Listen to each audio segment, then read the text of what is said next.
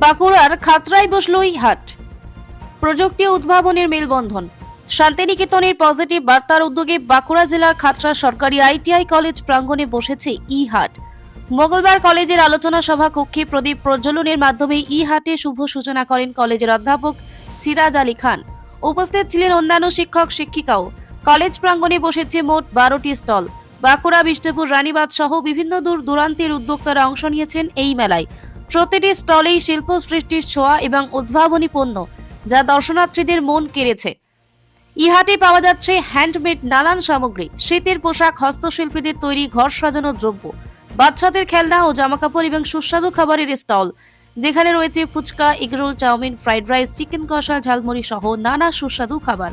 খাতড়া সরকারি আইটিআই কলেজের অধ্যক্ষ জানান, মঙ্গলবার থেকে এই ই হাটের সূচনা হলো এবং প্রতি সপ্তাহের মঙ্গলবার কলেজ প্রাঙ্গণে বসবে এই হাট।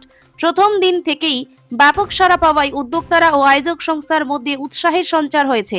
ই হাটের উদ্দেশ্য সম্পর্কে জানতে চাইলে শান্তিনিকেতনের পজিটিভ বার্তার প্রতিনিধি জানান, আমাদের উদ্দেশ্য হলো স্থানীয় উদ্যোক্তাদের উৎসাহিত করা এবং তাদের পণ্যকে মানুষের কাছে পৌঁছে দেওয়া।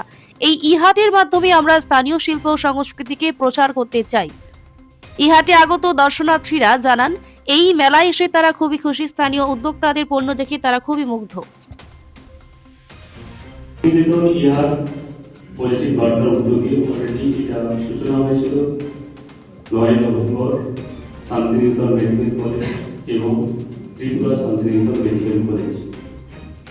তারই উদ্যোগে আজ আমাদের খাতড়া গভর্নমেন্ট আইটিআই কলেজে আজ হচ্ছে 25 নভেম্বর মঙ্গলবার আমরা আজকে সূচনা করছি খাতড়া গভর্নমেন্ট আইটিআই কলেজ ক্যাম্পাসে, কলেজ মাঠে। এটা কিন্তু আমাদের প্রত্যেক মঙ্গলবার এই হাটটা বসবে।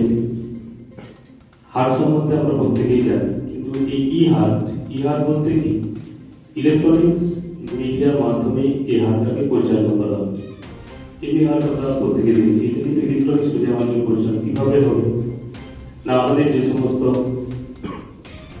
ক্ষুদ্র কারিগররা আছেন, তাছাড়া ক্ষুদ্র শিল্প আছে, কুটির শিল্প, যারা বাড়িতে বিভিন্ন ধরনের হাতে যেমন লেখার টিচার আছে, তাছাড়া কেউ জলে বা বিভিন্ন চাষি যারা আছেন, তারা যদি যে সমস্ত শাকসবজি, আমাদের ফ্রেশ সবজি এই হাতে কিন্তু নিয়ে আসতে পারে। পিস নিউজ বাংলা, সত্যের পক্ষে, শান্তির পথে।